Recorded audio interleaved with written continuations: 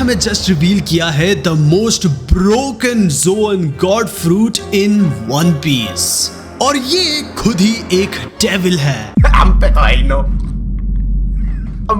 ही no. Luffy का ये godly अवतार अब चैलेंज होने वाला है बाय इमूस डेविल अवतार, क्योंकि उसके पास वो गॉड फ्रूट है। दोनों के बीच में पैरेलल अब फाइनली फुल सर्कल में आ रहा है, क्योंकि one of the latest chapter 1085 ने बहुत सारी चीजें कंफर्म कर ली है। नंबर 1, इमू डी जूडियस का age. Number 2, the first ever mythical Zoan fruit. And number 3, फिवी असल में एक डी है। क्या कर रहे? अबे बहन, ये गलत है मादर।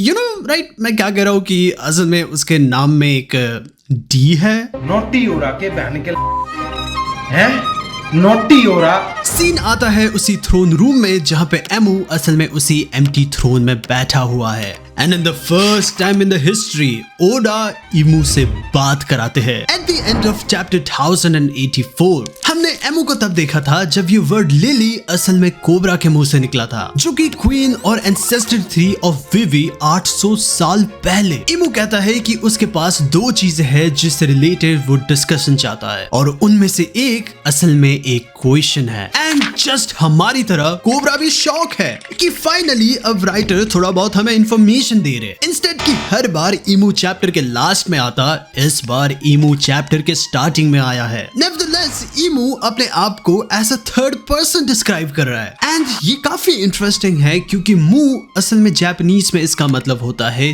नथिंग। ये काइंड ऑफ एक हिंट हो सकता है टू इमूस डेविल फ्रूट, जिसका पावर है नथिंगनेस, जो कि बिल्कुल उल्टा होगा लूफी के पावर के मुकाबले, जिसका पावर है इमेजिनेशन। लेकिन मू का असल में मतलब भी आ सकता है किंग, जो कि एग्जिस्ट नहीं करना चाहिए। लेकिन कोबरा इमो को बीच में ही रोक के कहता है कि उसने ये नाम पहले भी सुना हुआ है। देखो ये कहते हुए कि ये नाम असल में पहले किंग का भी था, जो कि फर्स्ट 20 एलाइड नेशंस में से एक का था। लेकिन इससे पहले कि कोबरा हमें कुछ ज्यादा रिवील करता है, इमो कहता है कि अरे बेड़िया, बैट का ग्रिप निकाल के ना सीधा बैट तेरे काट। नोटी हो रहा के लेकिन इमू डेफिनेटली एक चीज को आंसर करता है जो कि हम पिछले 25 साल से पूछ रहे थे। What does D mean? And जैसा कि हमने प्रेडिक्ट किया था यूजिंग आवर बॉल्स्टी फ्यूचर साइट, वो असल में एनिमी ऑफ इमू है और सारे अलाइड नेशंस जो कि उसके साथ थे। नाउ इंडीड इस चीज का मतलब ये बनता है कि डी असल में एंशिएंट किंगडम से रिलेटेड है, जो कि डिस्ट्रॉय हो गए थे by none other than current government. And हमने बार बार इस चीज को पॉइंट किया था कि ये पर्टिकुलर एक फैमिली नहीं है या फिर रेस, लेकिन ये असल में एक क्रू थे जिन्होंने जॉय बॉय को फॉलो किया। दैट्स द रीजन कि ये चीज एक्सप्लेन करती है कि भले ही वो जाइंट हो या फिर डॉक्टर या फिर एक पायरेट फ्रॉम द ईस्ट, सारे लोग डी है बाय द टाइम। लेकिन ये भी कहा गया है कि डी असल में अपने रियल मीनिंग को भूल चुके हैं कि डी आखिर किस चीज के लिए स्टैंड होता है। However, लेकिन वो स्टिल एग्जिस्ट करते हैं एंड वेरियस इंसिडेंट में वो कई बार अपने आप का झलक दिखाते हैं। और ये सारी चीजें इसलिए है क्योंकि 800 साल पहले क्वीन लिली ने एक ब्लंडर किया था। इमू ने परफेक्टली जॉय बॉय को बिट्रे किया था बाय यूजिंग जेनेशिया, और सारी चीजें इवन प्लान के अकॉर्डिंग भी गई थी। लेकिन इस चीज को ध्यान में रखते हुए कि उसे वर्ल्ड को कंट्रोल करना था, जो चीजें पास्ट में हुई उसे कंप्लीटली उसे इरेज करना पड़ा। जस्ट अगर क्वीन लिली से वो ब्लंडर ना होता, देन वो पॉनिग्लिफ्स जो कि पास्ट की हिस्ट्री का रास्ता दिखाते हैं, वो कभी किसी के स्टडी के लिए अवेलेबल ही नहीं होते। ये चीज हमें फाइनली ये चीज साबित करता है कि लिली असल में रिस्पॉन्सिबल थी, जिसके चलते poneglyph all around the world scatter हुआ। नाउ डेफिनेटली उसने सारे पॉनिग्लिफ को अपने से उठा के उधर नहीं रखा होगा, सिंस ये काफी भारी है and tons of tons weight करती है। एंड इवन दो अगर उसने कुछ पावर्स का यूज किया है जैसे कि कुमा का पॉपर फ्रूट, ये काइंड ऑफ वैलिड नहीं होगा क्योंकि हमें इसे एक ब्लंडर कहा गया है। इमो का इनिशियल थॉट ये था कि शायद से उसने जस्ट एक मिस्टेक किया है, लेकिन ये सारी चीजें इनफैक्ट इस चीज को प्रूव करती है कि ईमू सही में 800 साल पहले से यहाँ पे रह रहा है और वो इमोर्टैलिटी सर्जरी से गया है ताकि वो इतनी देर तक जी सके। ओपे ओपे नो मी का पावर फाइनली रिवील हो चुका है एंड यही थ्योरी कि ईमू असल में जॉय बॉय के एरा से है ये अब ट्रू हो चुकी है। ये इनडायरेक्टली इस चीज को एक्सप्लेन करती है कि ईमू के पास आखिर वो जॉय बॉय का हैट कैसे है। एज जॉय बॉय के पास ये पावर था कि वो किसी भी चीज को स्ट्रेच कर सके। दैट्स द होल रीजन कि ये जॉय बॉय हैट यहाँ पे एग्जिस्ट करती है। दैट मीन्स कि हमारी ये थ्योरी कि हाकी असल में डेविल फ्रूट्स को अफेक्ट कर सकती है वो भी ट्रू हुई, क्योंकि अगर तुम सोचो देन लूफी भी असल में किसी भी चीज को स्ट्रेच रख सकता है अगर लूफी उस चीज पे सेम हाकी छोड़ता है। सिमिलरली उसी तरह जैसे ब्लैक ब्लेड काम करती है। सिमिलरली अगर जॉय बॉय के पास ये पावर था देन ये चीज को एक्सप्लेन करती है कि long ring long line island आखिर ऐसा क्यों है। लेकिन चैप्टर नंबर 1085 इस चीज को एक्सप्लेन करती है कि आखिर क्यों ईमू ने वीवी के पिक्चर को स्टैप किया था, क्योंकि उसके एंसेस्टर ने single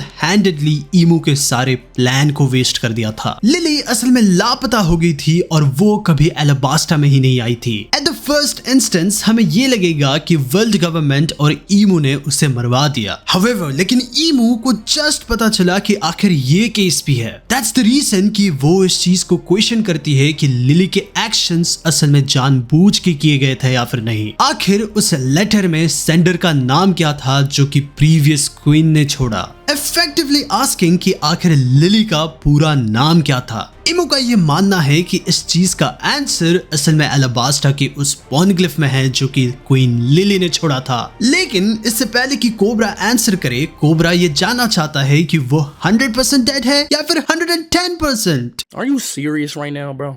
one of the Gorosei इस चीज का रिप्लाई करते हैं बाय सेइंग कि द मोमेंट उसने ईमो को देखा वही असल में उसकी लास्ट मोमेंट्स थी। एंड यस कोबरा इस चीज को कहता है कि screw it and then one of the biggest mystery को रिवील करता है, क्योंकि लिली का रियल नेम था नेफर्टारी डी लिली। ईमू असल में इस चीज से शॉक्ड है बाय सेइंग कि डी, ये चीज ईमू के माइंड के सारे डाउट्स को क्लियर कर देती है। 1000 साल पुराना गुस्सा ईमू यहाँ पे रिवील करता है। देखो अपने एक ब्लैक कलर के एरो टाइप किसी चीज को उसके पीछे से उसको स्टैब करने के लिए भेजते हुए ये सडन रिएक्शन असल में ईमू उस पेन को लेके दिखा रहा है जो कि लिली ने उसे बिट्रे किया था, लेकिन इवन उसके कैरेक्टर को भी दिखाते हुए कि आखिर वो हर बार पीछे से क्यों मारता है। एंड ये एरो कहीं ना कहीं बिल्कुल सिमिलर है शैतानों की पूंछों की तरह। प्राइमरीली इन कार्टून और इन नॉर्स मैथोलॉजी ड्रैगन असल में हमेशा पूंछ को एज अ एरो रिप्रेजेंट किया जाता है। हाउएवर लेकिन इस शॉकिंग मोमेंट में साबो जो कि पीछे से हर एक चीज को देख रहा था सडनली आगे आता है और अपने फायर को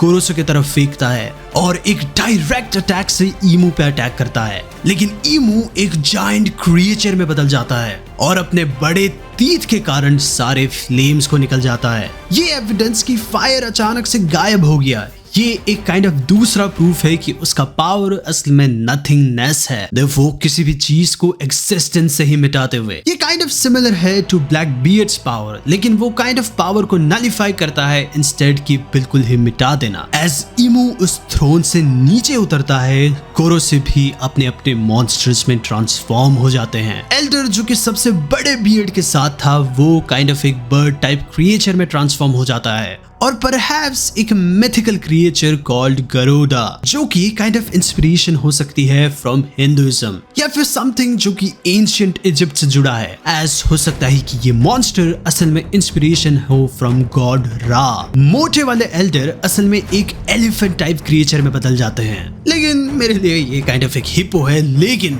ये काइंड ऑफ इंस्पिरेशन हो सकता है फ्रॉम इजिप्शियन गॉड सैबरन। सैटर्न जे गार्सिया असल में एक डीमन लाइक क्रिएचर बन सकता है या फिर हम कहे एक बुल जिसके पास बहुत ही बड़े बड़े हॉर्न हैं। एंड स्टिल अगर हम इजिप्शियन थीम को कंटिन्यू करें देन ये बन जाता है एपरस। गांधी गोरोसे के अपने गले के अराउंड काइंड ऑफ क्लाउड दिखाया जा रहा है जो कि हो सकता है from Egyptian mythology Mahes. And finally blond Gorosei जो कि कुछ नहीं है। नाउ इंडीड ये ट्रांसफॉर्मेशन काइंड ऑफ कंफर्म करती है कि ये गोरोसे असल में मॉन्स्टर्स है जस्ट कि उनके पास काइंड ऑफ डेविल फ्रूट्स है, जो कि हमें साबो के इस स्टेटमेंट में लेके आता है, जो कि ये सोच रहा था कि उसे नहीं लग रहा था कि गोरो से इतने मॉन्स्टर्स हो सकते हैं। लेकिन leaving aside the Egyptian deity, हम इस चीज को भी नहीं भूल सकते कि आखिर कैसे ओडा ने पर्पसफुली इंपोज किया है नॉर्स, रोमन और ग्रीक मैथोलॉजी विद इन आवर कैरेक्टर्स।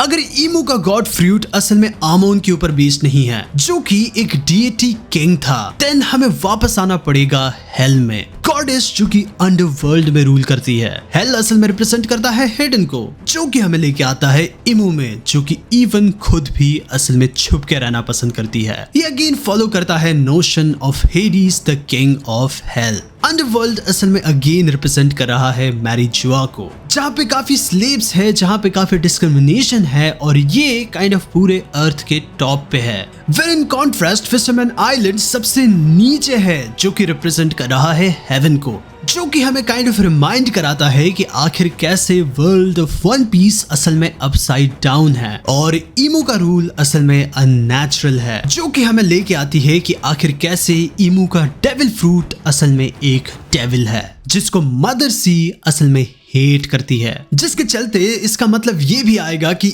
इमू का डेविल फ्रूट भी असल में एक प्रिमोर्डियल डीटी को रिप्रेजेंट कर रहा है, जस्ट लाइक लूफी। लेकिन in the case of Imu असल में वो गॉड नहीं है, बल्कि वो होगा एक एक्चुअल डेविल, जो कि छुपा हुआ है और अपने शैडो से पूरे जगह को कंट्रोल कर रहा है। क्योंकि द ग्रेटेस्ट ट्रिक जो कि डेविल ने आज तक पुल किया है वो ये है कि उसने वर्ल्ड को कन्विंस किया था कि वो एग्जिस्ट नहीं करता, जो कि होगा जस्ट लाइक ईमू। वेल, अगर तुम्हें ये वीडियो अच्छी लगी, let us know in comment, and next video तक के लिए गुड बाय।